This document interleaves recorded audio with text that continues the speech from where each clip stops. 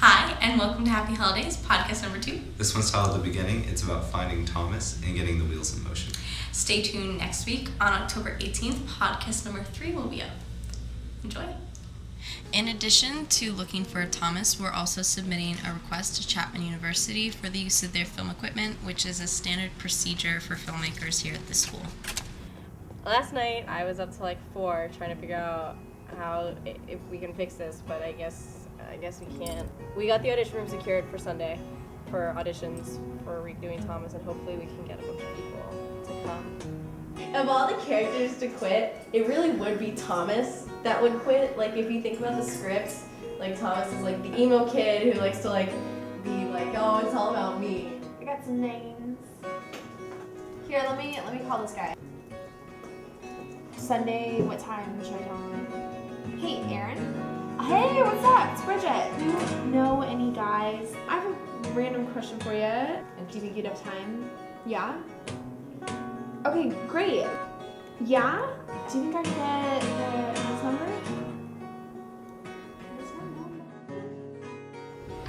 My name is Mary Faye Smith, and I am playing Clarissa Ryder. I thought it was going to be good right away because when I read the sides that were given to me, I was like, okay, yeah, like this is going to be like character-based, relationship-based material, which is something that I really like to do, and it's something that's really beneficial for auditions. My thoughts on Clarissa: I think she is totally likable. I think she's totally unlikable too, but I think that's sort of how everybody is. I think what makes her likable is that she's so real, and I think that's also what makes her unlikable at times. Everybody can read themselves into Clarissa, for good or for bad. I know how Jeff works, and I know Jeff's life, and I'm like, Jeff's life is very, really like that. So after auditions, we found a Thomas that we were satisfied with named Jeff, and we asked him if he'd be able to do it. And luckily enough for us, he said yes.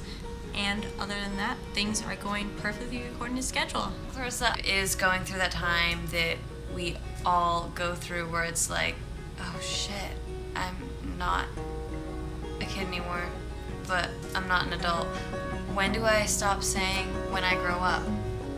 First of all, her romance with Thomas, that is so like the first love, the first true, real love. And I think that'll read across to everybody who has been in love, whether or not they've been in love and they're still in love, or they've been in love and they went through that first true love and it's over and in the past.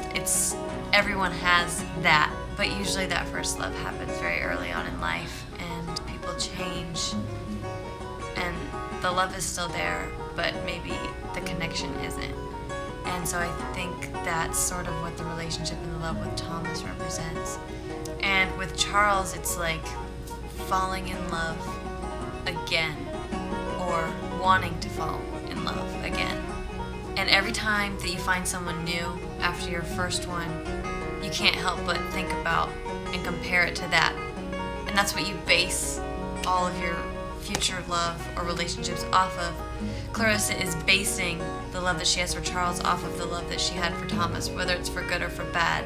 That's sort of what her relationship with Charles represents, is that learning how to love again and how to make a connection again with a completely different person, and learning that it's possible to love again. I think that people will like Happy Holidays because it's a movie that you can't really define. I think it fits into so many different molds and yet doesn't fit into any mold at all. And I think that's sort of what like our whole generation is that like we don't have a mold and like we keep trying to like fit into one and we can't. And I think that's why people are gonna like this movie, because they're gonna be like, yeah, that's me, I get that. I'm Dylan, and I'm the cinematographer.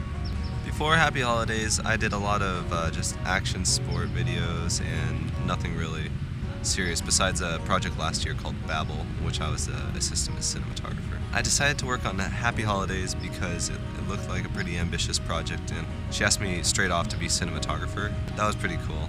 That's one of the head positions, so that made me interested. I joined as they were getting the cast together. They were also working on the crew. The way things were moving, it was going pretty fast. So far it's good. We've hit a couple speed bumps, but it makes for good documentary. I would just love for this movie to be a success. My whole goal with like a lot of my work is that like my parents could see it. I hope it's a success for Sassy,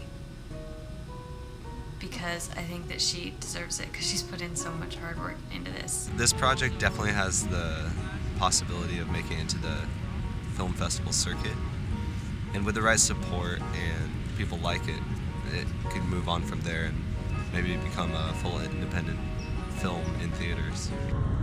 Chapman has a program for independent study that's supposed to be available for students, especially upperclassmen, where if they'd like to make a movie, they can present a syllabus and Chapman gives them equipment. And so we were banking on that because it's been told that it's easy to get, especially with new facilities. And so earlier we turned in a syllabus with a proposed equipment for us to take out to use for Happy Holidays. And we just recently found out that Chapman has denied our request for independent study and for any use or help from their facilities whatsoever on the grounds that our project is too ambitious.